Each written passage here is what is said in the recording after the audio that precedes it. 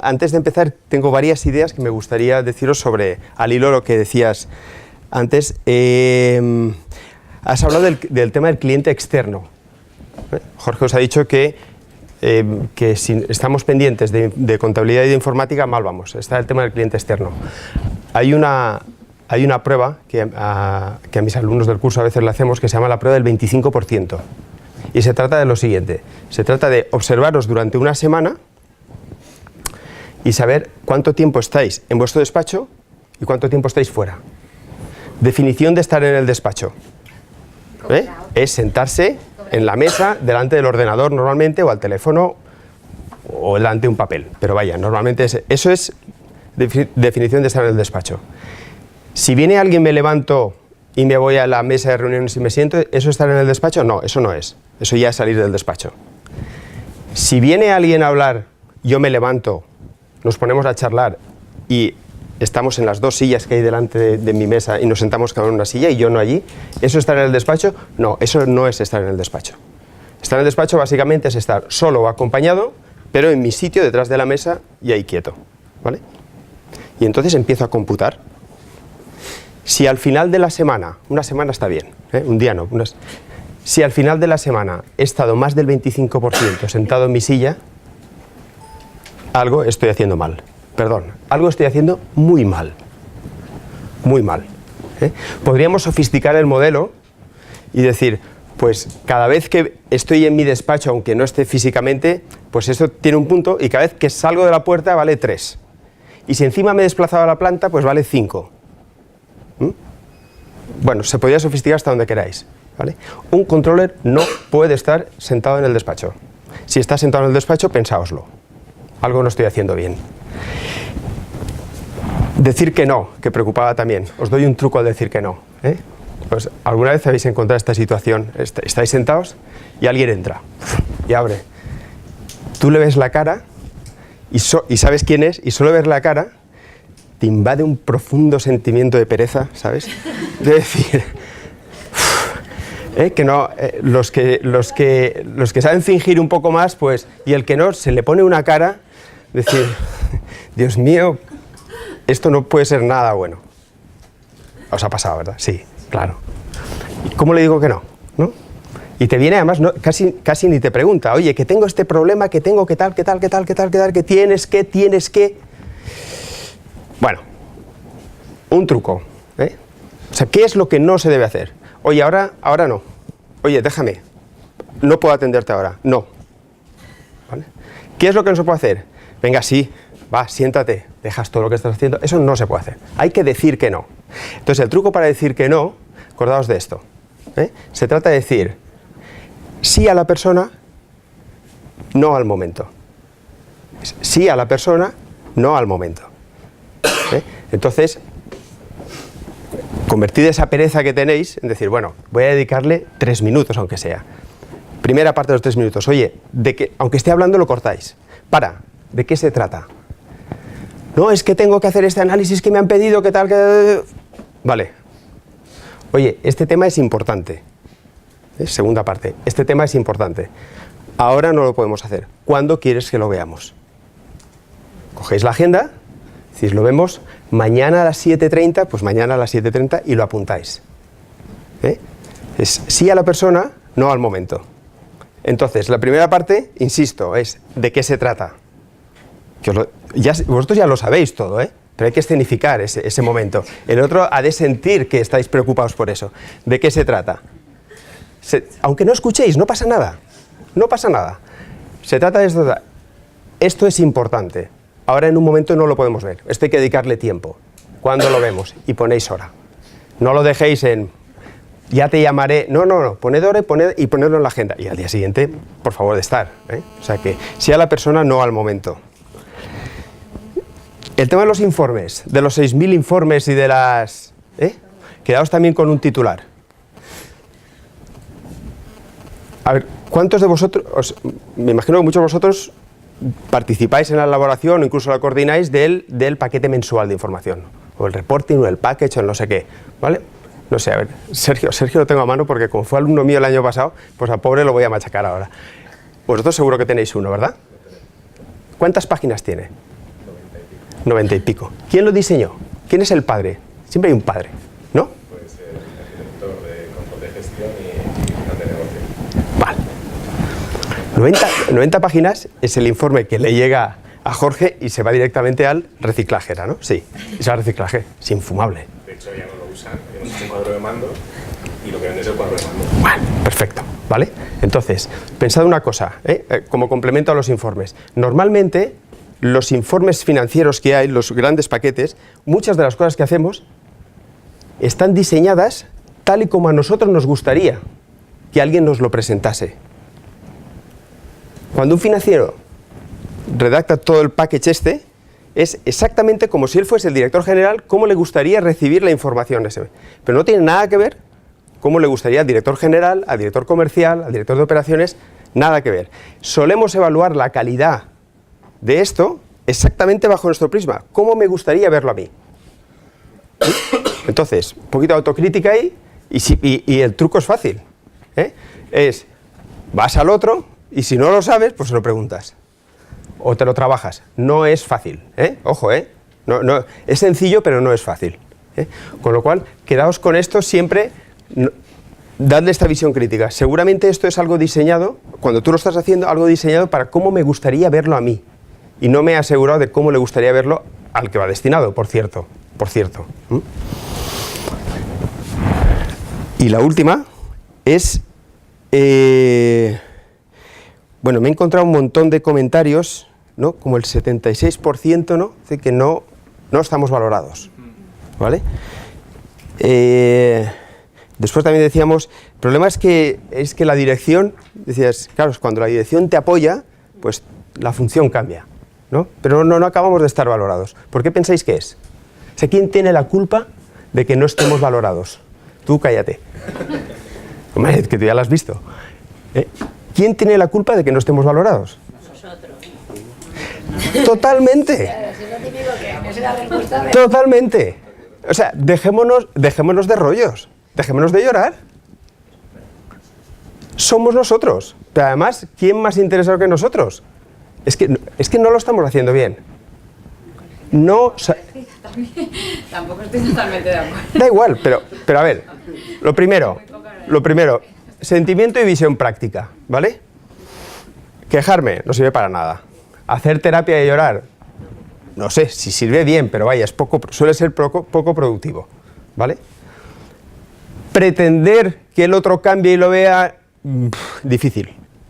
O sea, que vas eliminando cosas que puedes hacer y solo queda una, y es lo que puedas hacer tú. Entonces, dejemos de malgastar energía y vamos a ver qué podemos hacer nosotros. No os sintáis mal del todo, poco sí, pero del todo no os sintáis mal. ¿Por qué? Porque nadie nos ha enseñado a vender. Nadie nos ha enseñado a vender. Las frases simples y cortas que le gustan a Jorge. No sabemos vender. El controller que no sabe vender, no es que vaya con el freno de mano puesto, va cojo, va tuerto, va manco. Y nadie nos ha enseñado a vender, ni a nadie se le ha ocurrido que hemos de aprender a vender, ni siquiera a nosotros mismos. Entonces, este tema es crucial. En el programa mío, este año lo hemos introducido. Hay una sección completa, de un día completo, que se llama Técnicas de venta aplicadas a los retos del controller. Y versa exactamente de esto, de coger una de tantas escuelas de ventas, de las que se utilizan para los equipos de ventas y se somete a los controles, a todo tipo de frustraciones, para que veamos lo mal que vendemos, porque no sabemos, y se trata de aprender a vender. El día que vendamos mejor, la función irá muchísimo mejor, ¿vale? Fundamental. Muy bien, y me encanta lo de la definición del informe, lo de los dos ojos y las dos. ¿Tenemos preguntas? Por ahora no. Tú me avisas, ¿vale? Y no puedo hacer más de una cosa a la vez. Muy bien, vamos al tema que nos traía, y entonces, pues, muy al hilo del tono en el que estoy hablando, pues lo primero es transmitiros cuál es mi objetivo hoy, que no es Es ambicioso, pero es sencillo. Es, pues cuando volváis ahora a la empresa y alguien os diga, así con ese tonito de ¿qué tal tu mañana de escaqueo, verdad? Y digan, oye, ¿qué tal la sesión? ¿Qué tal? Pues simplemente me conformaría, y nos conformaríamos todos con que dijeses, oye, pues mira, he conocido a una gente que me ha hecho pensar. Y ya está. O sea, poneos en modo pensar. No hace falta que toméis apuntes ni nada, solamente pensar, muy introspectivamente, que es de lo que se trata, ¿vale? Para pensar, como tenemos esta horita y media nada más, voy a intentar ser un poco incisivo. Dicen que si alguien quiere que te recuerden, tienes dos vías para hacerlo. Una es que le hagas sentir muy bien, ¿vale? Muy bien, lo cual es bastante complicado, y la otra es muy mal. Muy mal, muy mal, muy mal. Yo no me atrevo con la primera y con la segunda tengo un poquito de práctica. Entonces, os pido de entrada disculpas si en algún momento me paso un poco, ¿vale? Pero para que os acordéis de esto, os tenéis que sentir mal. ¿Qué es sentirse mal? En algún momento decir, madre mía, no me extraña que me vaya como vaya si estoy haciendo lo que estoy haciendo, ¿vale? Y entonces, y también daros algunas pautas para, pues, cómo hacerlo de otra manera. Pero se trata de esto. Y para esto, dejadme que introduzca. Los que me habéis oído alguna vez sabéis que hago mucho hincapié en esto, en el concepto que es la zona de confort. Pues la zona de confort, que es un tema bastante manido, que se ha hablado mucho. Sabéis que la zona de confort, pues, es ese espacio que lo representa si estoy sentado en mi sofá en un área donde, pues, yo estoy bien. Yo me siento muy bien, yo, pues, sé lo que tengo que hacer. Es decir, yo estoy en mi zona de confort, pues, cuando llega el cierre, pues, recibo los informes, estoy en mi despacho, estoy preparando mis hojas, sé a quién tengo que pedir, sé a quién no. Está bien, es algo que no me cuesta, sé cómo hacerlo, no tiene mucho riesgo y lo hago casi instintivamente y la noche antes he dormido bien y la noche después también, o sea, no hay problema. Entonces, esto lo aplicáis en todos los órdenes, si queréis, de la vida y del trabajo, y uno decide, pues, oye, yo realmente me siento bien en mi zona de confort. Yo me la he hecho, oye, me ha costado mucho tiempo y aquí estoy bien. Así que no pasa nada. Es una opción digna, O sea, no hay ningún problema. Quien quiera que lo haga, no pasa nada. Solo os advierto de un peligro. Solo tiene uno, que no siempre pasa, pero muchas veces pasa. Y es que los teóricos de todo esto, que sobre esto se ha escrito, dicen que si estás mucho tiempo en la zona de confort, la muy puñetera, tú no te das cuenta y cada vez se va haciendo un poco más estrechita, un poquito más. Y es un movimiento muy sutil, o sea, tú no te das cuenta. Va pasando y resulta que han pasado 3 años y dices, jolín, con lo bien que me lo pasaba yo haciendo y ahora el rollo que es esto. Y es que se te está haciendo pequeña, o sea, cada vez estás cómodo en menos sitios, estás cómodo hablando con menos gente, los teóricos dicen que en el límite se te tragaría y no estarías cómodo en ningún sitio, ¿vale? Por contra, la buena noticia es que si tú decides, porque es una decisión consciente, inconscientemente no sales. Si tú dejas solamente tu inconsciente, te quedas dentro. Conscientemente tú decides salir, pues entonces pasa todo lo contrario. ¿Tú cuándo sales de la zona de confort? Pues posiblemente cuando te levantes de la silla, te vas a no sé qué, cuando tú has visto que el mes, Dios mío, ha sido un desastre, imaginaos, ¿no? Esta semana haciendo el seguimiento del margen, esto se hunde, ya me lo veía venir, yo no he hecho mi trabajo de advertirlo, pero claro, esto hay que ponerlo en manifiesto, esto hay que prepararlo, esto hay que. Y entonces uno decide, pues, salir, hablar con prepararlo bien.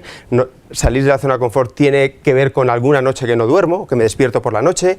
Salir, es esto, es incómodo. La ventaja es que si sales, pues es muy agradecida porque cada vez se va haciendo un poquito más grande. Un poquito más grande. El mismo movimiento normalmente es más rápido que la contracción. Y el mismo teórico dice que en el límite, pues uno estaría cómodo y tranquilo y confortable en cualquier sitio, ante cualquier situación y donde quiera que estés. Bueno, tiene que ver mucho con la seguridad de uno mismo y la autoestima y la tal, como quieras llamarle.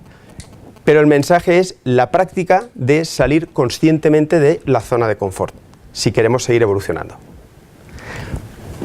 Bueno, dicho esto, que será la principal herramienta que utilizaré para haceros sentir mal, vamos a empezar. Vamos a empezar con el tema que nos trae, que básicamente es el tema de la reducción de gastos. Y para centrarnos, veamos de qué estamos hablando, ¿vale? Vamos a hablar de gastos generales. Para no liarnos, no vamos a hablar ni temas de personal, ni temas súper estratégicos, ni maquinaria, ni compras de materiales. Gastos generales, una cosa que sea bastante aséptica, que en principio, y sobre ello vamos a hablar de la metodología.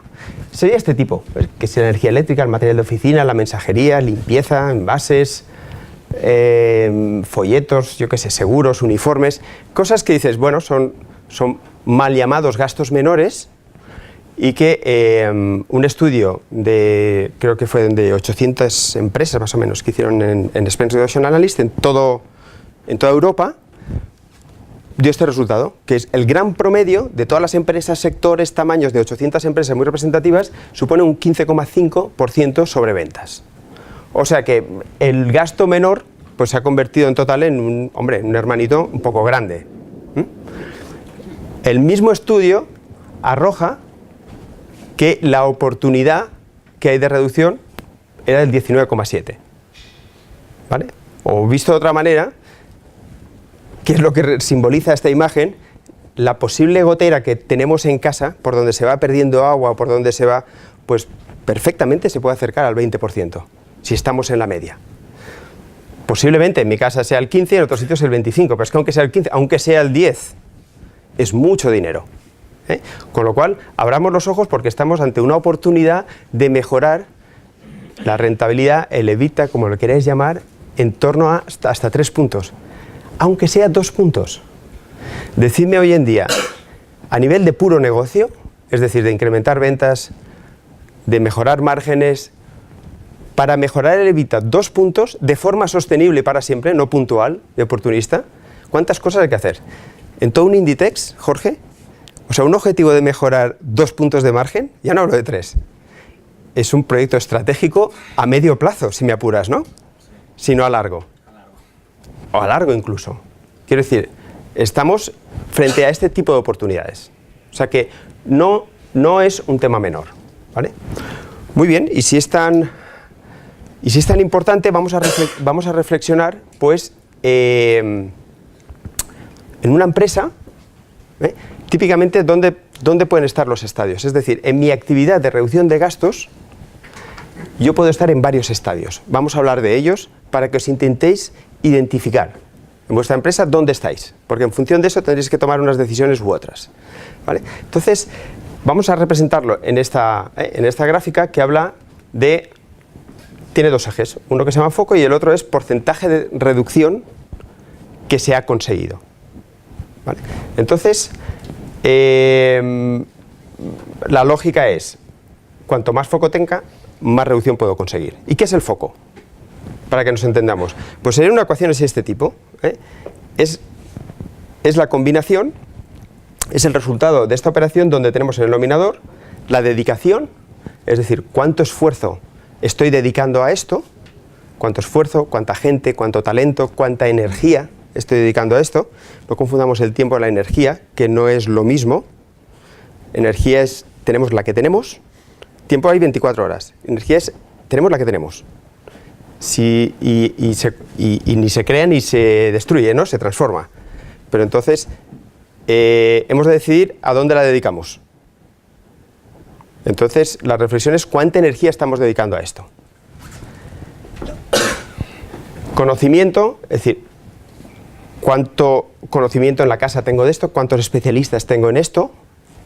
Acordaos que no estamos hablando ni de zapatos, ni de camisas, ni de cosas que yo produzco y que si no tengo especialistas mal vamos. Son cosas tan banales como la limpieza de instalaciones o el material de oficina, cosas de estas. Entonces, ¿cuánto conocimiento tengo de esto? Y sobre todo, dividido por una cosa que se llama RSC, que simplemente representa la resistencia al cambio. Los gastos generales son esas pequeñas parcelas que todos tenemos, por no decir tienen, donde la gente se siente bien. Es como mi pequeño reducto donde es para mí. El jefe de logística, pues hombre, el tema de los transportistas, negociar con ellos, el mundillo me halagan, pues está bien, sobre todo para todos estos gastos que muchas veces salen del departamento de compras, ¿no? Pues ¿quién contrata la mensajería?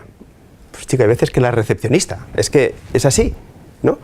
Y la recepcionista, pues la pobre, oye, pues si es lo único que tiene, que vienen los señores de Segur y llega Navidad y le dan un regalito y no sé qué y tal. ¿Va a querer la recepcionista cambiar esto?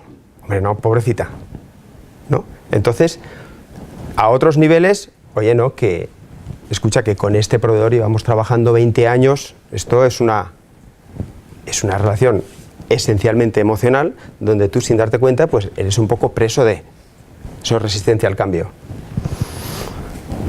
Y ahora me voy a meter yo con una política de telefonía a decir a todo el mundo que solamente se puede gastar tanto al mes, que a partir de ahí, Dios mío, qué pereza. O sea, esto es una salida de la zona de confort brutal, ¿no? Resistencia al cambio propia. Es decir, hay muchas formas de que se manifieste la resistencia al cambio.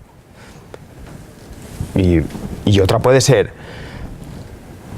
mejor no nos metamos, no sea que aquí haya un potencial de ahorro muy importante, no sea que nos demos cuenta de que podemos ahorrar tanto dinero y desde arriba lo interpreten como, ¿qué pasa? ¿Que hemos estado malgastando tanto estos años? ¿A quién hay que despedir?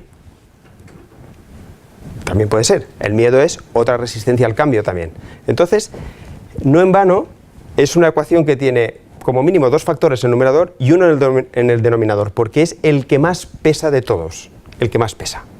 Con esto, yo os diría que hay empresas que están en un estadio cero, hay pocas, ¿eh? Son empresas que no le dedican nada de atención a esto, son empresas típicamente que van bien. Esto es este estadio en precrisis, la mayoría estaban ahí, también os lo tengo que decir. Y entonces, pues no solo no hay una reducción, sino que cada año pues va aumentando. Pues típicamente ¿con qué? Con la inflación. Pues los contratos de limpieza se actualizan automáticamente con la inflación. Pues no sé, ¿de cuándo ¿quién tiene el contrato? Pues, y aparece, pues anda, pues si era de hace 13 años. Y esto, sí, con la inflación se va renovando, sí, la señora esta está siempre tal. Bueno, y esa era la situación, ¿vale?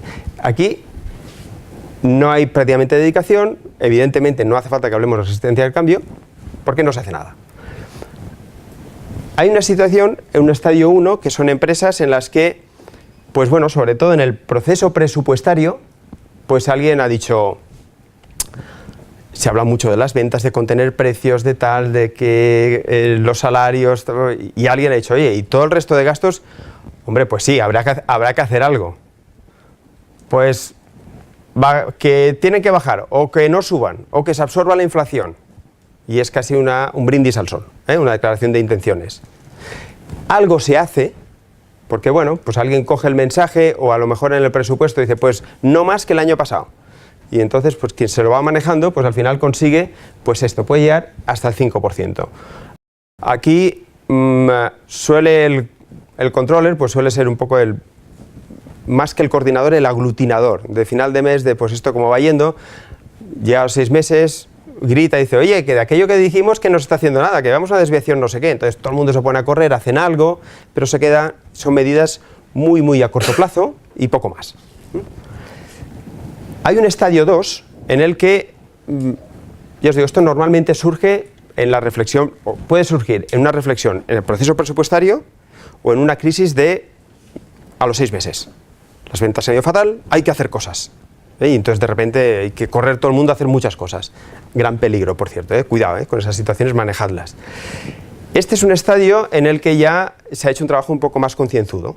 Entonces no se ha hecho tabla rasa, sino que pues, se han estudiado las principales partidas de gasto, se han identificado sus responsables dentro de la casa y se han fijado habitualmente desde el departamento financiero un objetivo. Ahí sí que ya el controller pues, ha cogido más liderazgo en el tema y sí que mensualmente ya prepara, dentro del informe de 90 páginas hay 2 dedicadas a esto, donde se va haciendo un seguimiento y además pues cada uno de los responsables ha dicho qué es lo que va a hacer. ¿Y qué es lo que está haciendo? Pues habitualmente ha llamado a los proveedores y ha dicho, oye, que hay que bajar precios. Y aquellos, pues como ahora suena esto normal, pues han hecho los remolones, pero ha habido que bajar. Como mucho han pedido un par de ofertas más. ¿vale? Y entonces pues las han pedido y han visto que, y eso lo han utilizado para con su proveedor pues negociar a la baja. O ha aparecido el señor de Movistar por la puerta con una oferta que dice que, oye, que esta oferta, si me das una factura, te hago una oferta. Le das una factura y te viene y dice, yo te hago una oferta que te ahorra el 40%. ¿Alguien ha vivido esto? ¿Sabéis? El 40%. Y tú, hombre, a ver, ven para acá, explícamelo. Sí, mira, yo te he hecho la simulación, que tal cual. Fantástico. Oye, pues adelante.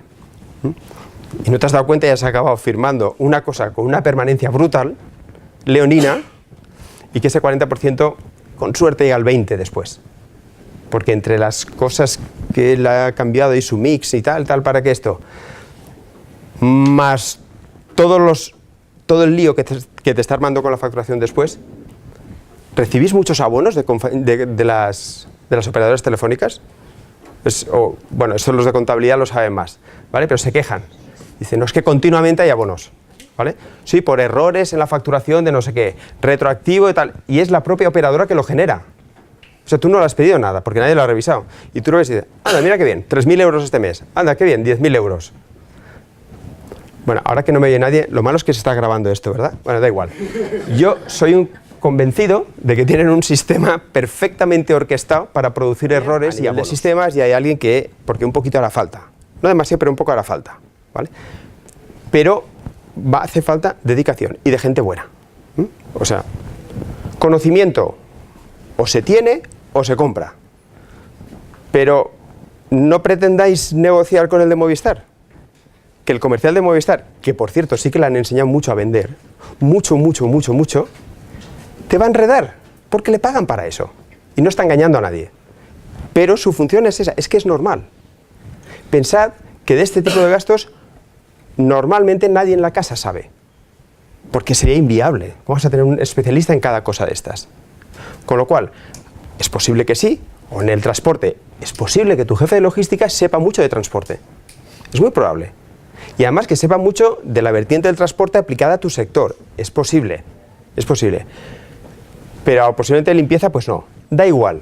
Simplemente hacer la reflexión de que o lo tengo o lo compro. Tanto da. Pero me va a hacer falta. Y luego el tema de la resistencia al cambio. Aquí se ha hecho un trabajo sobre esto, que ahora luego os explico la regla para hacerlo. Pero no te puedes embarcar en un proyecto de estos sin hacer un análisis de cuál es la resistencia al cambio dentro de tu organización. Porque si no, nace muerto. Muerto, totalmente. Se ha trabajado, se sabe cómo, hay una estrategia para abordarla, normalmente muy encauzada también con proyectos dentro de la empresa, de valores, de cambiar los conceptos, la cultura y no sé qué, y bueno, y puede ser una buena oportunidad. ¿Cuántos de vosotros pensáis que estáis en estadio cero? Venga, algún valiente.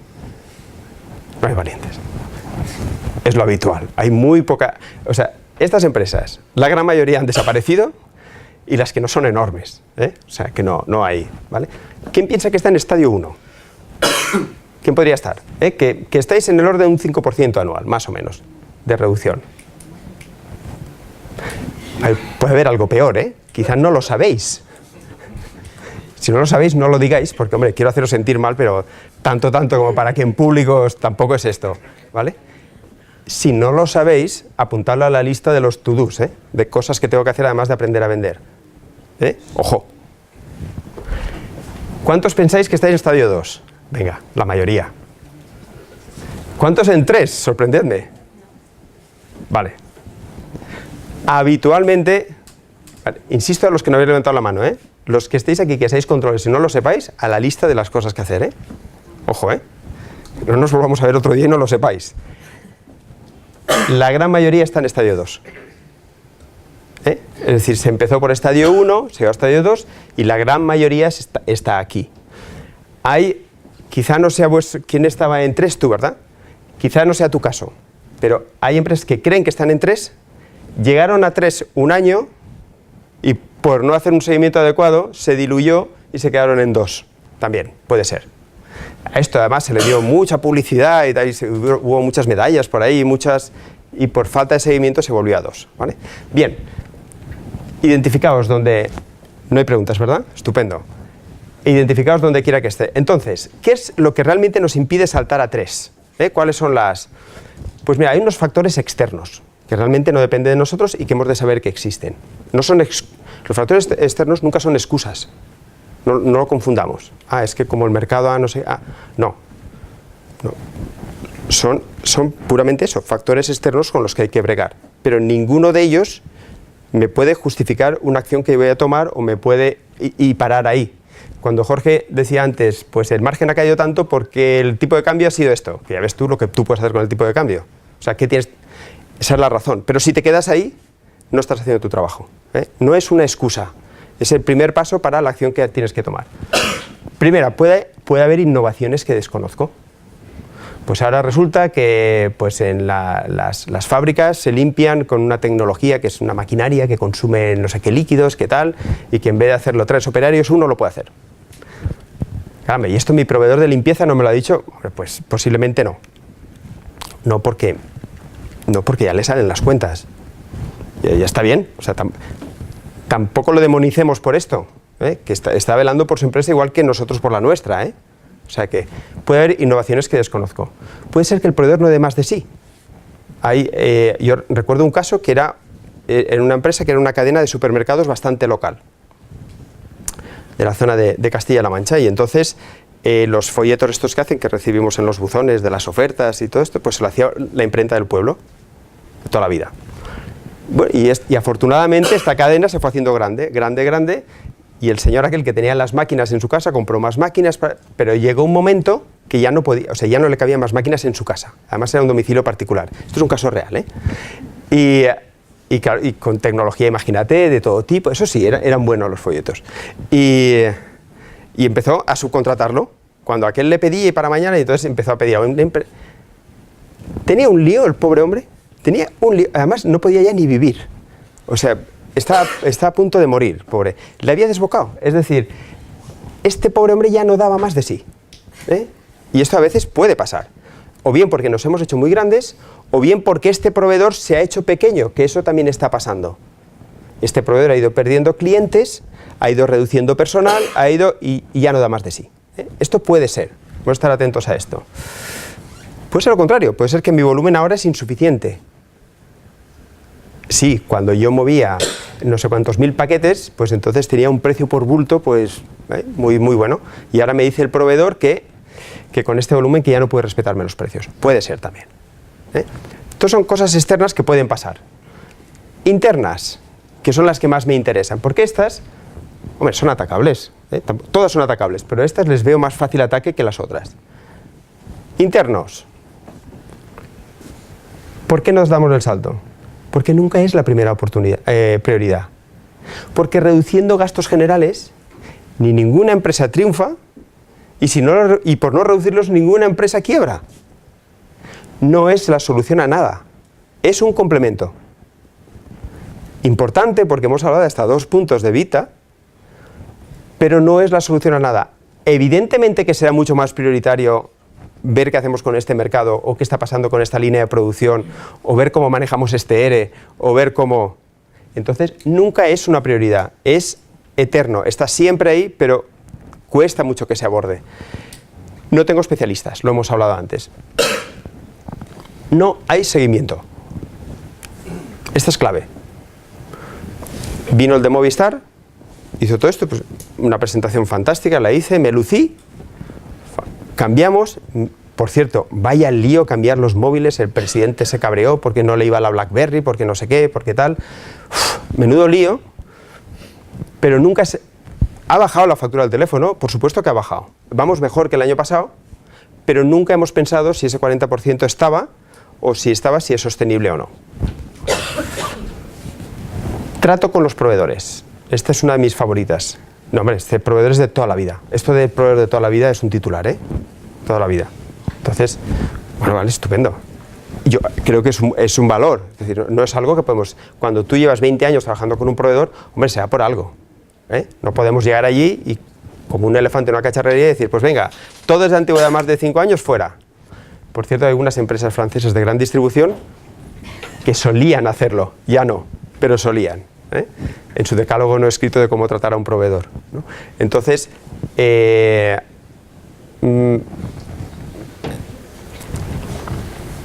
Cuando se habla de la recepcionista,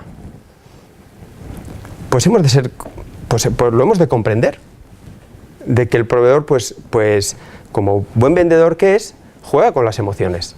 Lo hemos de saber, lo hemos de saber. En definitiva, porque es incómodo. Abordar los gastos generales es una cosa profundamente incómoda, toca muchísima gente. Si yo voy a cambiar ahora y en vez de decir que cada uno compre el boli que quiera, todo el mundo va a utilizar Bic, voy a estar no sé cuántos meses oyéndome de todo. O sea, y realmente, o sea, ¿esto realmente es lo que quiero? Es decir, me estoy dejando yo aquí la piel, estoy llegando a casa tarde, tengo ya a mi mujer, a mi marido, hasta el gorro de mí del trabajo, y me voy a meter en este lío. O sea, ¿esto es lo que quiero de verdad? Y esta es la verdadera causa de por qué no se aborda con profundidad. Porque es muy incómodo, porque le vamos a tocar la vida a mucha gente, porque vamos a tener que estar dando 1000 explicaciones. Porque no es tan fácil como decir que este producto hay que hacerlo sí o sí y hay que hacer horas extras porque tenemos este pedido, que eso lo entiende todo el mundo. Y lo otro no. Porque además nos vamos a ganar enemigos. Porque hay gente que está muy cómoda con su proveedor y vamos a forzarle que cambie la vida. Porque es incómodo. Es esto. Pensemos realmente si frente a esto hemos tenido alguna vez alguna actitud demasiado laxa y pensada hasta qué punto ha sido por comodidad mía, que la podríamos extrapolar a toda la organización, pero mía.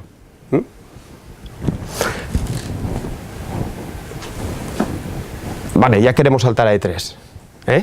Venga, sí, reconozco que a lo mejor no he hecho yo todo lo que debía. Venga, va, me estás convenciendo.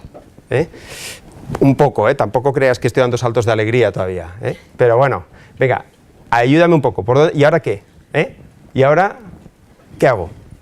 ¿Por dónde empiezo? Os voy a enseñar una escalera y os hablo de los primeros escalones. En media hora no da tiempo pero al menos los primeros escalones por si queréis. Y sobre todo, cómo hacerlos de una forma más o menos firme para no perder tiempo y para que tampoco os vayáis, os vayáis a caer y a... Pues mirad, es una metodología muy sencilla que se basa en 3 pasos. Hablaremos ahora rápidamente de lo que es fijar el alcance, es decir, qué es lo que quiero ver,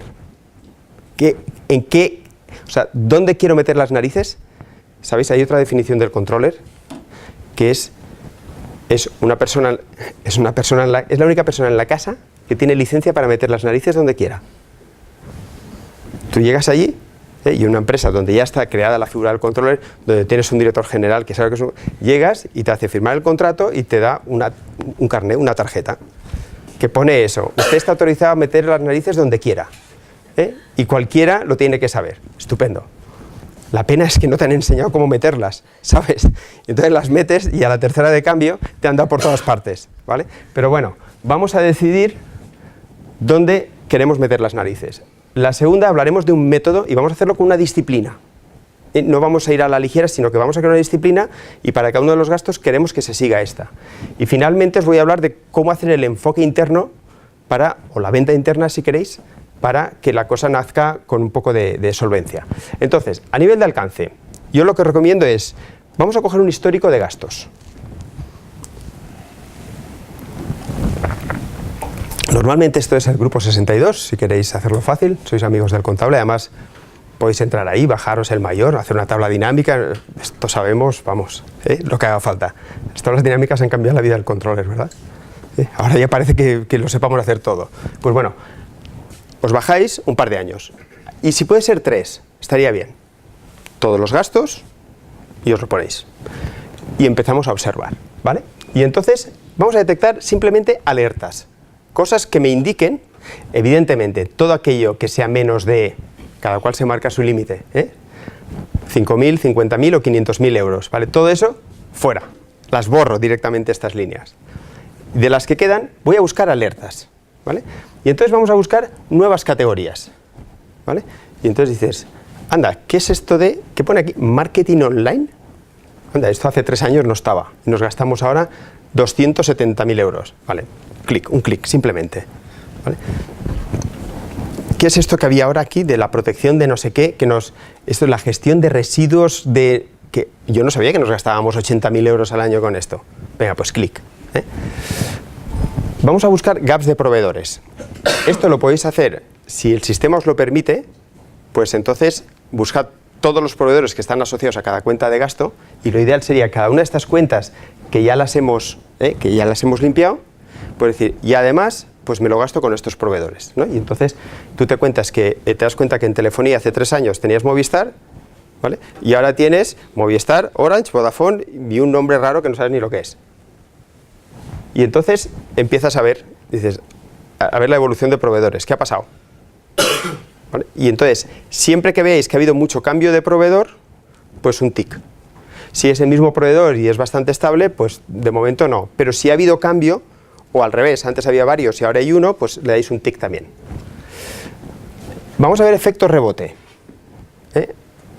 Anda, resulta que hace 3 años hubo una bajada. Si una bajada y ha habido una subida, pues lo vamos a marcar también. Esto es muy típico, muy típico. Cuando no hay seguimiento se producen efectos rebotes. El proveedor se asusta cuando tú le dices, oye, no hay más remedio que bajar un 10%. Si no, no seguiremos trabajando. Hay gente tan bruta que lo hace así. Y aquel que hace, coge y lo baja. Y poco a poco empieza a ver por dónde puede recuperar esta rentabilidad. Y empieza a ver cargos de cosas que antes no te cargaba, empieza a ver, puede haberlo. Con lo cual se produce como un efecto rebote también. Bien, tenemos unas categorías identificadas y unas alertas. Y después de esto, antes de las no alertadas, olvidarnos de ellas, vamos a hacer como un stress test. O sea, a pesar de todo, yo ahora me las cojo, me las ordeno por ABC y aunque no tenga ninguna alerta, empiezo a buscar cosas así y me hago preguntas. El transporte, que lo veo muy natural, era un 4% sobre las ventas, porque aquí lo mido como ratio sobre las ventas, luego bajó un 3,8, este año es un 3,9, está bien, no hay nada que me alerte. Los proveedores, tenía 7, ahora tengo 6, hay uno nuevo, los otros son los mismos, bueno, tampoco parece que haya ninguna. Y me hago estas preguntas. ¿La persona que negocia con o que maneja el transporte es la misma o ha habido un cambio? ¿Por qué? ¿Por qué pensáis es importante saber si ha habido un cambio? Pues lo contesto yo, no pasa nada, ¿vale? ¿Por qué? Porque es natural. Es decir, si ha habido un cambio, pueden haber pasado cosas. Puede haber pasado que el nuevo, pues no se entere mucho y el proveedor haya aprovechado y, bueno, y todo el mundo de buena fe, y entonces pues no está haciendo su trabajo. ¿Es posible? Puede ser que el otro tuviese unos acuerdos con proveedores verbales que ahora que no está, pues nos estén aplicando. Puede ser que, es decir, cualquier plan que hubiese del anterior, puede ser que nos haya traspasado. O puede ser, ¿sabéis qué? Que me lo he encontrado muchas veces, pero muchas, que ahora no lo lleve nadie. Es que esto lo llevaban no sé quién y lo han echado. ¿Vale? ¿Y a quién se lo ha pasado? Pues la verdad es que a nadie. Puede ser. Hay sitios donde no hay recepcionista ahora y solo se han preocupado de quién va a contestar al teléfono. Y hay una centralita y saltan y no sé qué y tal, pero todas las 1000 cosas que hacía la recepcionista no lo hace nadie. Puede pasar esto también, puede pasar. Vamos a ver si ha habido cambios de proveedores. Si ha habido cambios de proveedores bruscos, que no los habíamos identificado antes, los marcamos también. Vamos a ver si ha habido bajadas de precios unitarios. Aquí ha habido que rascar un poco más, y estamos hablando de las grandes, las partidas grandes. Bueno, ¿y qué problema hay si ha bajado el precio? Nada, que igual ha bajado un 5 y podía bajar un 25. Si algo ha bajado, ¿qué tranquilidad tenemos de que no podía haber bajado mucho más? Vamos a ver si ha bajado consumos. Si hemos bajado consumos. ¿Por qué? Porque es posible que se haya traducido en un incremento de precios y que esté muy diluido todo y que el valor total sea el mismo pero el precio se haya multiplicado, o es un tema preventivo, puede que estemos a las puertas de un cambio de tarifa importante también. Bien, son más cosas que las queremos ver con más detalle. Y antes de empezar, vamos a hacer esto, que ya tiene que ver con el tema de la resistencia al cambio. Cuando ya las tengo y digo, muy bien, me voy a meter en estas, y tengo una docena, normalmente salen pues entre, yo diría, 10, 15. Más de 15 no suele pasar. Y si os salen 7 no pasa nada. Y entonces lo dejo todo y voy a hacer el mapa de esfuerzo-oportunidades, que se llama así. Es decir, voy a decidir de estas dónde quiero atacar en función de la resistencia al cambio que existe y cómo la voy a manejar. El mapa este de esfuerzos-oportunidades, esto es parte de la metodología que aplican estos de Express Reduction Analysis, que se hace siempre al principio. Antes ¿no? Pues le vienen los clientes y le dicen, oye, pues imagínate que viene con lo típico es que vengan con este trabajo y digan, oye, pues me gustaría reducir todo esto, o no, o incluso les dan todas las cuentas y ahí hacen, ¿no? Dicen, vale, antes de empezar, porque además estos son salvajes, van a 100% variable, de estos que si no consiguen que los clientes ahorren no cobran, entonces antes de empezar y a perder el tiempo, vamos a hacer esto, ¿vale? Y es situar todas las categorías de gasto que están preseleccionadas en este mapa donde vamos a medir qué oportunidad tiene, qué oportunidad de mejora tiene y qué esfuerzo nos va a llevar materializar esta oportunidad, ¿no? Este está sacado de un proyecto real y entonces, por ejemplo, pues aquí se identificó en este cuadrante pues gastos de viaje, limpieza y telefonía, ¿no? Y entonces el volumen del globo indica no el volumen de oportunidad, sino la magnitud de la cuenta. Y entonces, pues telefonía se indicó que tenía pues un nivel de oportunidad medio y que el esfuerzo pues sería medio. Bueno, pues posiblemente aquí pues normalmente la telefonía la lleva alguien de sistemas, entonces pues típicamente cuando dices a alguien, oye, vamos a ver el tema de telefonía, a ver si lo podemos bajar. Pues él no te lo dice porque no lo sabe, pero su mente le está diciendo, van a revisar lo que haces. Dice, ¿qué pasa? ¿Que no se fían de ti? Dice, posiblemente no se fíen de ti, se va a montar un pollo. Seguro que se puede hacer mejor y no lo estás haciendo. Prepárate que te van a despedir. Y ese es el diálogo mental que no te lo dice porque no lo sabe. No lo sabe, pero su cabeza le está diciendo esto, que es una pena. Eso lo hemos de saber. Porque el primer momento en que vayamos a hablar con el de sistemas, depende de cómo se lo digamos, le vamos a provocar este diálogo mental o no. Entonces, mejor tenerlo en cuenta esto. Entonces, pues, bien, hemos identificado que nos llevará pues algo de esfuerzo, pero está bien, o sea, es manejable, está a nivel medio, no es una persona. Vale. Luego, pues, aquí en este cuadrante está pues la electricidad, y en este caso creo recordar que la electricidad suele ser un componente que tiene pocas resistencias porque es un commodity que se compra y se vende y no hay problema, suele tener poco recorrido también de mejora, pero además en ese momento pues ya hemos hablado con el ingeniero, ya se sabía que habían hecho muchas cosas, venían de un análisis muy reciente y tal, entonces la oportunidad era bien poca. El material de oficina era un tema bastante aséptico también, con lo cual el esfuerzo sería muy poco, ahí cambiar a un BIC no pasaría nada, incluso hay gente que lo decía, dice, yo no sé, no entiendo cómo estamos congelando salarios y por otro lado la gente se compra un Montblanc si quiere, ¿no? Entonces, incluso hasta el contrario, ¿no? Reprografía, estos son todos los temas de fotocopias, fotocopiadoras, impresoras, todo esto, gestión de residuos. Aquí apareció seguros, mensajería y tema de uniformidad y EPIs, todas las herramientas de protección y todo esto. Y luego, en el cuadrante superior, el de máxima oportunidad y máximo esfuerzo, era la compra de medios, una empresa que hacía publicidad, con lo cual todo lo que eran compra de medios en televisión, el transporte, una partida muy importante, y embalajes. Era una empresa de gran consumo y entonces todas las cajitas donde metían los productos, ¿no? Ya tengo mi mapa, ya sé de qué voy a morir, ¿no? Entonces, lógicamente, ¿yo qué es lo que quiero? Evidentemente, lo que quiero es, ¿por dónde empezaría? Bueno, pues atacando estas, ¿no? Las de menor esfuerzo y más oportunidad, lógicamente. Bien. Si hacemos eso, estamos sentaditos en el sofá, ¿eh? Si decimos, oye, todo esto, ya veremos, ¿eh? En tono de, ya veremos, mal. Antes de hacer nada, esto te da información de cómo tienes que abordar el tema. Pero ¿tú qué es lo que quieres hacer? Tú quieres hacer todas estas. Prioridad, todo esto es lo que más oportunidad va a tener para mejorar la cuenta de resultados de la casa.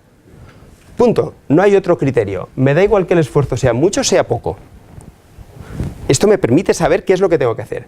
Entonces, evidentemente, de todo esto, si no me olvido, casi. De todo esto, si lo hago bien y si no también, depende, pero mi prioridad es todo esto. Y antes de empezar a hacer nada, ni atacar nada, lo que tengo que hacer es intentar ver cómo bajo toda esta gente aquí abajo. Es decir, punto número 1, dejar este cuadrante en blanco y moverlo hacia abajo. Antes de hacer nada, porque si empiezo, mal ya. Tienen que ser proyectos globales de empresa, donde tienes que, o sea, tú lo que quieres es, una de las herramientas que siempre se utilizan es, no vas a decir al informático, voy a mirar la telefonía. Al informático va el controller o quien sea y le dice, mira, se ha lanzado un proyecto de empresa, se van a mirar todos los gastos generales de la casa. Y se le explica el tema. Dime. Nos dicen los online que no ven qué cuadrante estás señalando. Estoy señalando el superior derecho, ¿vale? Ese hay que bajarlo al inferior derecho. Es decir, todo lo de la derecha es lo que nos interesa, lo de la izquierda no, ¿vale? Y entonces, estamos lanzando el proyecto y le estamos diciendo al de sistemas, se ha lanzado un proyecto de empresa, se ha hecho todo este análisis, se ha discurrido así, tal, y se han escogido al final todas estas categorías. El lenguaje es importante. No se ha escogido todos estos responsables de gasto, se han escogido estas categorías de gasto y entonces vamos a lanzar un proyecto, ¿vale? Y la categoría que tú manejas forma parte del proyecto. Entonces y es un primer paso, porque la resistencia al cambio es la que es. Que tú pongas resistencia no es un problema tuyo, es un problema mío que yo tengo que resolver. Y si tú sigues poniendo resistencia, yo no estoy haciendo bien mi trabajo. Entonces, tengo que prestarle mucha atención a ver cómo hablo contigo para que esta resistencia se venza. ¿Y cómo? ¿Cómo? Solo hay una fórmula. Esto forma parte de las técnicas de venta. De la empatía. Si yo no consigo que tú sientas que me pongo absolutamente en tu lugar, tú no vas a abrirte. Tú no vas a abrirte para nada. Yo tengo que entender muy bien cuáles son tus circunstancias y hablarte en un lenguaje que tú entiendas, que tú sepas que yo me estoy poniendo en tu lugar, que tú percibas perfectamente de que si aparece un montón de ahorro aquí, esto no es una amenaza para ti. Y entonces diálogos como, parece ser que hay muchas oportunidades en muchas áreas. La dirección está preocupada porque estamos tan ocupados con todos los problemas que hay en la casa, en resolver los temas que nos han marcado como prioritarios, que posiblemente estos los tengamos un poco abandonados, porque no tenemos tiempo para todo. Entonces, pues se lanza un proyecto para que le demos un empujón al tema. Y le estás dando muchas pistas para que, si aquí se pone manifiesto de que esta categoría se podría llevar mejor, no pasa nada. No vamos a echar a nadie. Desde la comprensión, desde la empatía, aquí estoy yo para lo que haga falta. Aquí es. Y este es el lenguaje. Esta guerra se va ganando batalla a batalla, tiene mucho que ver con mi capacidad de comunicación y de cómo lo voy persuadiendo, y lo dicho, hasta que no bajemos todo el cuadrante superior derecho, todo al cuadrante inferior derecho, mejor no empecemos, ¿vale? Y una vez ya sabemos qué es lo que vamos a hacer, y además ya hemos preparado el terreno y hemos preparado a la gente de cómo lo tenemos que abordar, os recomiendo este método, ¿vale? Tengamos una cierta disciplina. Lo primero es saber dónde estamos, y preparar algo así como lo que sería el estado de situación de partida. ¿Qué es lo que queremos mejorar? ¿Vale? Y entonces tener bien claro, oye, en telefonía está claro que lo que vamos a ver es todo el tema de voz, todo el tema de no sé qué, pero el tema de datos no lo vamos a ver, ¿vale? Porque eso depende de la internacional y tal, y vamos a ver esto. Bueno, pues esto se trata de que nos gastamos tanto dinero al año y que sepamos bien de dónde partimos, que no sea confusa la cosa, muy bien de dónde partimos. A partir de aquí, sabiendo ya lo que tenemos, vamos a ver qué opciones de mejora puede haber. Puede ser pidiendo cotizaciones a otros, puede ser como sea, pero no nos vamos a cerrar a la primera de las opciones. Vamos a intentar identificar 2 o 3 acciones de mejora. Todos los gastos se reducen siempre mediante 2 palancas. Una es reduciendo precios y la otra es reduciendo consumos. Si yo envío menos paquetes de mensajería, gasto menos, ¿vale? Y si por cada paquete pago menos, gasto menos. El precio se consigue negociando. Pues lo puedo hacer yo o lo puede hacer un especialista, pero es negociando. Lo otro, podemos aplicar pues, una técnica muy sencilla que se llama el base cero conductual. ¿Es que todos sabemos lo que es un base cero? Sí, ¿verdad? ¿Qué es un base cero? Venga, va. No me digas lo que estamos haciendo hasta ahora. Exacto. Empiezo de cero. ¿Sabéis la anécdota aquella? Pues una anécdota, pero es real. Que un director financiero tal, no sé, dijo, este año base cero. Quiero un presupuesto absolutamente base cero. Y entonces era una industria que tenía unas plantas con muchos empleados. Y entonces, además tienen fábricas en muchos sitios del mundo y todo esto.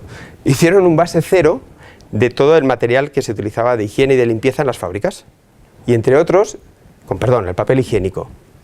¿Vale? Y entonces dices, empezamos de cero. Como si pusiéramos la fábrica y te dice, oye, ¿cuánto papel higiénico te vas a gastar? Y te dices, caramba, pues no lo sé. Vamos a ver, un rollo para cuánto da, cuántas personas tenemos, en fin.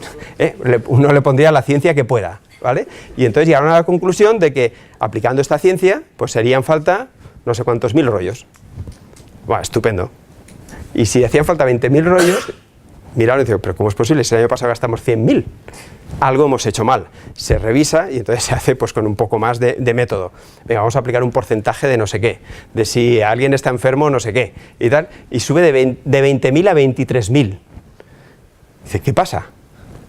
Bueno, por hacerlo corto, ¿qué pasa? Pues que todas las personas de la planta se nutrían de ese papel higiénico en casa, ¿no? Eso es lo que pasaba, ¿no? Y ya está. Y a partir de ahí decides. Igual lo quieres mantener como un beneficio en especie, ¿no? Pero vaya, no es ¿no? Entonces, el base cero es este. Cuando tú lo llevas a lo que llamamos el base cero... Sí, por favor. El base cero conductual, lo que estás es creando una dinámica. De decir, a partir de ahora, lo que quiero es que todo el mundo pare y en general todo lo que esté haciendo se plantee un base cero. Por resumirlo así en 2 líneas. A todos los niveles. En los informes vamos a hacer un base cero. Una de las grandes ventajas de un proyecto completo de gastos generales es la repercusión que tiene también en las dinámicas, en los hábitos y en los valores de la casa.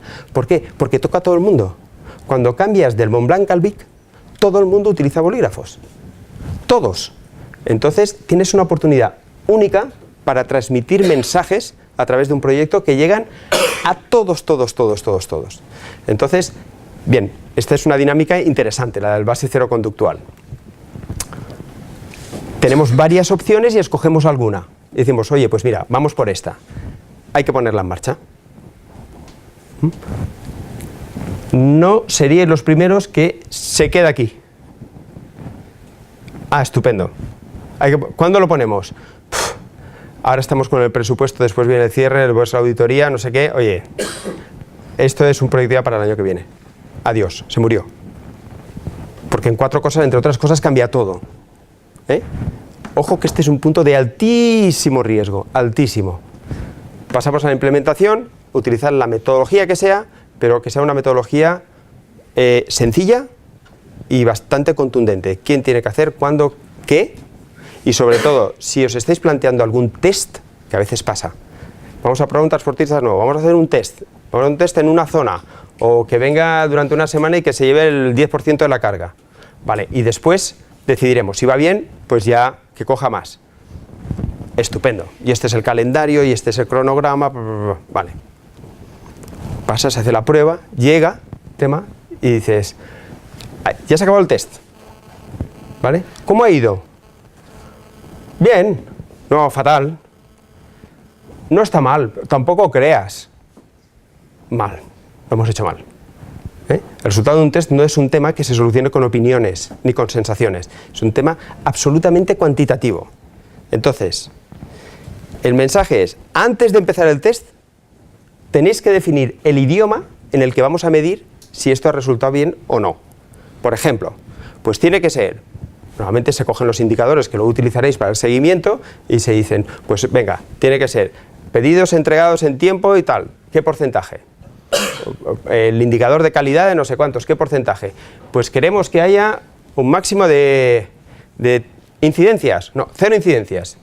Mentira, si alguien nos dice eso, no existe el mundo de las 0 incidencias, también os lo digo. Pues máximo un 2%, estupendo. Pues esto es lo que mediremos. Cuando acaba el test no hay un tema de opiniones. Se mide lo que habíamos quedado y a partir de ahí se decide si ha ido bien o si ha ido mal. Y por último, el seguimiento. De algún modo, y de esto sabemos mucho, periódicamente hay que seguir calculando los ahorros. En el mismo lenguaje que aquí habíamos dicho, aquí nos podremos ahorrar tanto, bien sea por menos precio, menos consumo, exactamente en ese mismo lenguaje tenemos que seguir midiéndolo para ver si está pasando o no está pasando. Si no, se va a diluir. Estas son las grandes zonas. Hasta aquí muchos hemos llegado. Hasta aquí muchos pensamos que estamos en el estadio 3, en zonas de 20%. Y por no hacer esto bien, estamos más bien en estadios 1, de 5%. Así os lo digo, ¿eh? Tampoco sería la primera vez que alguien ha dicho, sí, no, pues sí, fíjate, si tenemos ahorros de un 20% y tal, profundizas y era una oportunidad que había de reducir con una oferta de tal, que nunca se iba a poner en práctica. Esto pasa también. Y por último, el enfoque interno. Y con esto terminamos.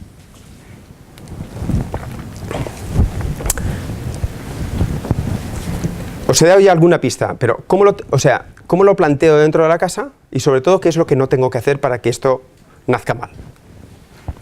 Lo primero tengo que decidir el equipo. Y viene el gran dilema. ¿A quién pongo? ¿A los mejores? ¿O a los mediocres? No voy a tampoco a... No hay malos. ¿A quién pongo?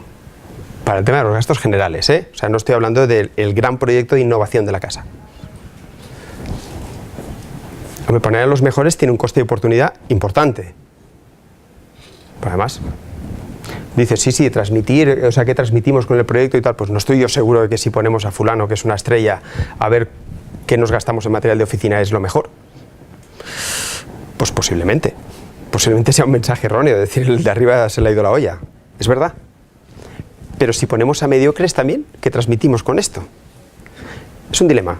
Lo siento, no tengo una solución para vosotros. ¿Sabéis que, hoy que estamos en plan de definiciones, ¿sabéis por qué se le paga a un director general? Sobre todo, ¿por qué ganan tanto dinero? ¿Para qué sirve un director general?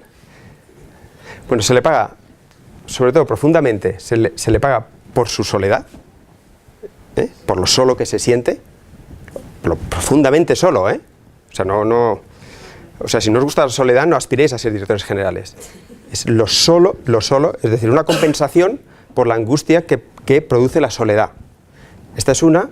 Y dos, por su capacidad para llevar bien el tema de los dilemas. Ya no digo el tema de acertarlo.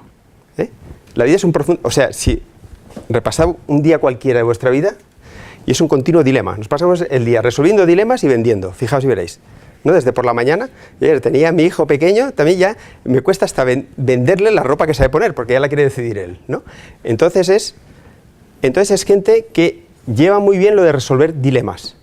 Muchas veces se equivocan, bueno, muchas no, la mayoría no, y otras sí, pero lo llevan bien, tomar decisiones, como queréis llamarle, pero normalmente además que siempre son de dos, o hago esto o hago esto, digo esto o esto, estoy a favor de este o del otro, me mojo con esto o no me mojo, voy o no voy, es un continuo dilema. Aquí, ¿pongo a mediocres o pongo a los mejores?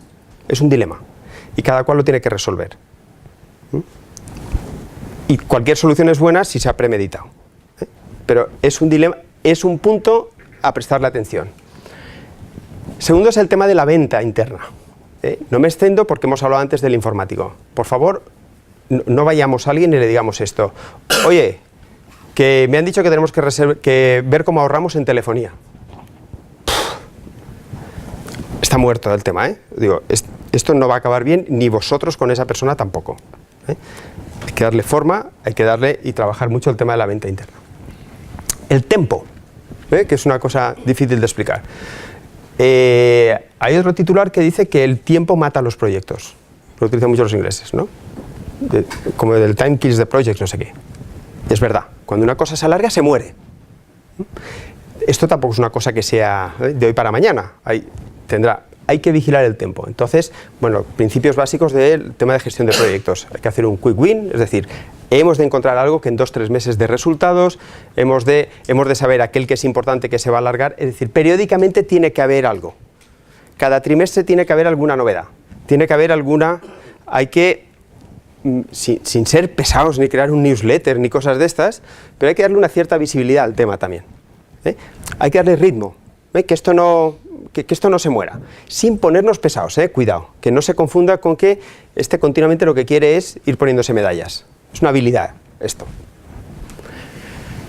Y por último, que estamos 10 minutitos pasados, pero termino ya, os doy una última receta, sobre todo para deciros lo que no tenéis que hacer, ¿vale? Que sería un checklist que dice esto: no comenzar si no tenemos una clara respuesta a las siguientes preguntas. Esto os lo diría tomando un café, pero sobre todo, no empieces si. Una de ellas es esta: ¿está claro dónde estoy y por qué? Es decir, he hecho el análisis y entiendo qué es lo que ha pasado, porque parto de la base de que no estamos en cero, algo se ha hecho sobre esto. Y es importante saberlo. Si estoy en un estadio, voy a comportarme de una manera. Si se han hecho cosas, cuando yo hable con mis colegas, el lenguaje va a ser distinto. Vamos a partir de algo que ya has hecho. Es importante saber dónde estamos. ¿Está claro el alcance? Lo he delimitado porque si no esto me puede matar. Puede ser tan amplio y tan vasto que no. Entonces, yo os diría que ante la duda, cuando lo estéis fijando, ante la duda, sed más bien restrictivos. Si esta no la tengo claro, fuera. Es mejor que me quede con 5 que las tengo muy claras, que con 9, que 2 o 3, no sé. Existe un padrino y efectivamente es importante el director general o el director financiero, alguien que tenga peso en la casa. No busco títulos. Yo recientemente he visto un proyecto que es el director de operaciones. Está claro que en esa casa el referente es él, para este tipo de cosas. Para este tipo de acciones. Si este hombre está detrás, las cosas se hacen y las cosas pasan. Y si no, no. Y el gran esfuerzo ha sido que esta persona compre nuestro producto, entre comillas. Y una vez, pues ya está. Pero hace falta que alguien importante en la organización, a nivel de credibilidad, de liderazgo, ponga su cara en esto, simplemente su cara. ¿Están identificados los stakeholders, es decir, aquellas personas que son responsables del gasto? Cuando están identificados, quiero decir, no es quien sobre el papel y en una conversación ha aparecido, sino quien realmente lo maneja. Es decir, si es la recepcionista, hemos llegado hasta el final y sabemos que realmente quien acaba tomando la decisión es la recepcionista, ¿sí o no? Esto es, en categorías que dependen del equipo de marketing, esto es como muy... se diluyen mucho las cosas y parece que sea el director de marketing y muchas veces no. Un product manager tiene muchísima influencia en hacia dónde van y es la persona que realmente en la que confían todos y en la que lo que diga esa persona se va a hacer. ¿Está decidido si lo queremos hacer solos o con ayuda de especialistas? Es un tema que lo tenéis que poner en la mesa también. Cuando habláis del conocimiento y de dedicación, pues hay muchísimas empresas que dicen: escucha, yo ni conozco de todo esto, ni tengo tiempo para dedicar a mis mejores con esto. Yo quiero coger a uno de mis mejores y ponerlo, pero al 20% nada más. Y quiero, que eso es recomendable, y quiero, porque poniendo a este transmito lo correcto, pero no al 100% porque parecería una locura. Entonces, esta es una reflexión que os recomiendo que la hagáis también a la hora de abordar estos gastos. Y tengo un objetivo, también es importante, ayuda mucho. ¿Y el objetivo qué es? Hombre, yo os he dado pistas sobre por dónde oscilan. Entonces, si estáis en este estadio, pues hay apuntada a un 10%, si estáis en el otro, apuntada a un 15%. Sed ambiciosos. Y de un objetivo porque está bien que digamos, cuanto más mejor, pero está bien que uno se ponga un punto de referencia. De hecho, ¿para qué sirven los presupuestos si no? Hay una corriente del Beyond Budgeting que te dice que no hay que tener presupuestos, pero bueno, esta es un poco radical, tampoco nos hemos de poner... El presupuesto es el lenguaje que aúna todos los... Es el lenguaje que nos permite responder a la pregunta de cómo vamos, si bien o mal. Pues si estamos en presupuesto vamos bien, y si no, aunque se produzcan aberraciones, como encontré una vez, dice, vamos fenomenal. Si hemos perdido 5 millones, estamos perdiendo 1 millón menos que el presupuesto. Y, cuesta un poco, pero bueno, era así, ¿no? Entonces, tengamos un objetivo porque nos va a permitir a nosotros, al padrino y en general al comité de dirección si se ha metido, que tengamos una referencia. No está mal apuntar hacia un sitio. Y además, yo os digo, es una analogía con el presupuesto. Yo os voy a hacer una confesión. A mí no me gusta la palabra controller. Vaya. Lo siento, por decirlo en este foro. ¿Vale? No es... porque es... Hola, ¿qué tal? Porque es... la acepción no es buena. Cuando dices controller tiene que ver, parece que sea un policía, parece que sea un fiscalizador. Esto, cuando hemos hablado antes de la función, es algo que al heredarlo directamente de los ingleses nos lo hemos encontrado, ¿vale? Pero ya en su acepción inglesa no significa esto. De hecho, el controlar, como lo entendemos aquí en inglés, sería más bien el check, ¿no? El chequear. El control ahí tiene una analogía buena, es un controlador aéreo, que es un controller. En el lenguaje inglés es esto, ¿y qué hace un controlador aéreo? Pues básicamente es una persona, primero, que está en una torre que tiene una visibilidad fantástica, que sabe mucho de lo que toca, sabe mucho, muchísimo, y se dedica pues a ver a unos que salen y otros que vienen y más o menos ponerles orden a todos para que se alcance un objetivo. Y el objetivo es que todo el mundo aterrice y despegue sano y salvo. O sea, ese es el job description del controller aéreo. Que los aviones aterricen y despeguen y que no haya accidentes. Pues me gusta mucho más esta analogía del controller. Es alguien que está en una atalaya privilegiada, que está reconocido, lo que queráis, ¿vale? Que lo ve todo, que sabe mucho, como ellos, de aviones, de ingeniería, del tiempo, de esto, de los aparatos que maneja, de todo, y que ayuda a todo el mundo a que cumpla su objetivo. Entonces, una cosa que hay que tener muy clara es el objetivo. Y entonces va ayudando a todo el mundo, y en la medida que se van produciendo pues algún tipo de interferencia o algún tipo de desviación, va ayudando a que todo el mundo corrija para que se cumpla ese objetivo.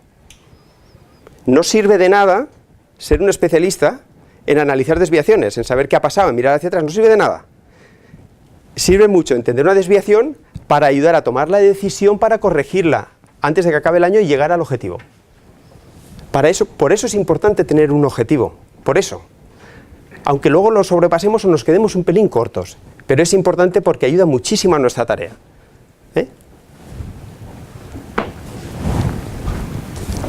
Os he enseñado, si me descuido dejo el micro, os he enseñado la escalera, os he enseñado unos primeros peldaños para que si os decidís a lanzarlo, pues digamos, no le pongáis ninguna piedra en el zapato y que más o menos vaya caminando, y no tengo mucha pretensión más. ¿Tenéis alguna pregunta? ¿Ahora mismo? Sí. ¿Cómo la cuantificas? ¿En qué sentido? Dame alguna... Sí. No existe, o sea, esto no se, desafortunadamente, que nos encanta esto no se deriva de una matriz donde vas poniendo valores y tal, y lo metes en el Excel, te lo cuantifica y te sale... No. Este es un ejercicio que tú tienes que hacer, sobre todo, te sirve más como valores relativos que otra. Te da igual que la resistencia al cambio aquí sea 10 o sea 8. Lo que es importante es que para esta categoría es más alta y en esta es más baja. Porque solamente sirve para montar el mapa. Entonces, te da igual si está un poco más arriba o un poco más abajo, solo quieres saber que en esta categoría este está más alto y este está más. Y si la defines como baja, media y alta, es suficiente. Es suficiente. Y ya está. Sí. Sí, te quería preguntar sobre tu opinión o experiencia en relación justo al penúltimo punto, es decir, la contratación de especialistas. Es un tema de moda. Muchas empresas pues ofrecen este tipo de servicio. Nosotros tenemos experiencia con ellos, pero no acaba de funcionar. No se aportan muchas cosas positivas en toda la planificación y demás, pero acaba convirtiéndose en una discusión en relación a qué ha aportado quién. Es decir, no sé muy bien si es que...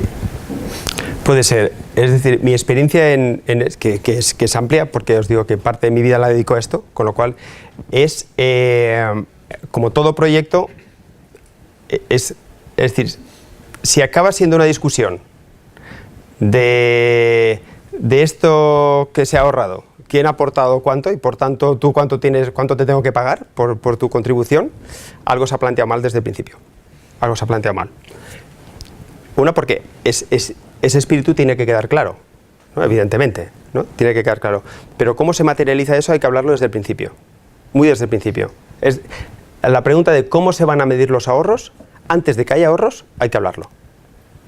se supone que se habla, pero al final es muy difícil delimitar es decir, cuál ha sido al final la razón última que ha generado y que al final es un tema monetario y acaban degenerando. He tenido 2 experiencias con 2 compañías, parte muy bien, todo muy bonito en relación a expectativas, objetivos. Mi opinión, hombre, se acaba degenerando, como se... Hombre, yo te diría que es sano. Primero, nunca pagues por expectativas, paga por resultados. Claro, pero hay algunos que aplican una fórmula que es simplemente, oye, pues esto te va a dar tanto, pues nada, esta es mi factura y ánimo y suerte, ¿vale? Y si quieres después algún día pues lo vemos cómo ha quedado y ya está. Y hay quien no, hay quien dice, pues esto te puede dar tanto, pues tú ¿qué quieres? Pues mira, me convence esta opción, pues venga, nos remangamos, nos ponemos manos a la obra, lo ponemos en marcha y en la medida que se van produciendo los resultados, entonces cobras. De esa manera, primero, es más claro porque van...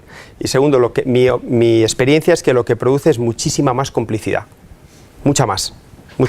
Y al final sí que es cierto que hay cosas que la línea a lo mejor no es finísima, pero esto ha producido una complicidad y un entente que es más fácil de... Y porque ha habido una aportación también muy superior en todo lo que es la parte esta de seguimiento, que entonces es una fórmula preventivamente más potente que la otra.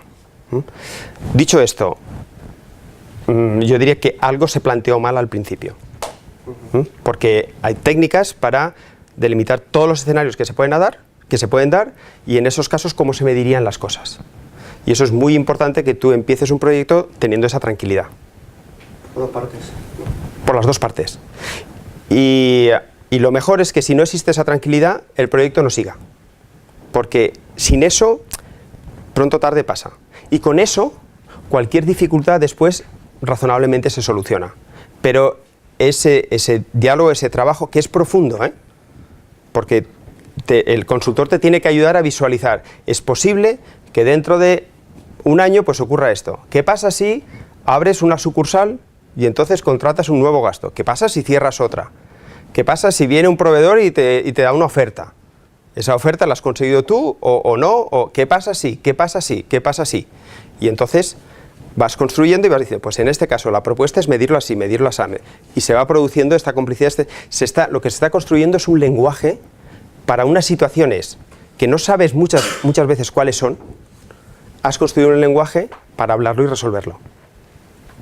Esa es la manera en que recomiendo abordarlo. Sí.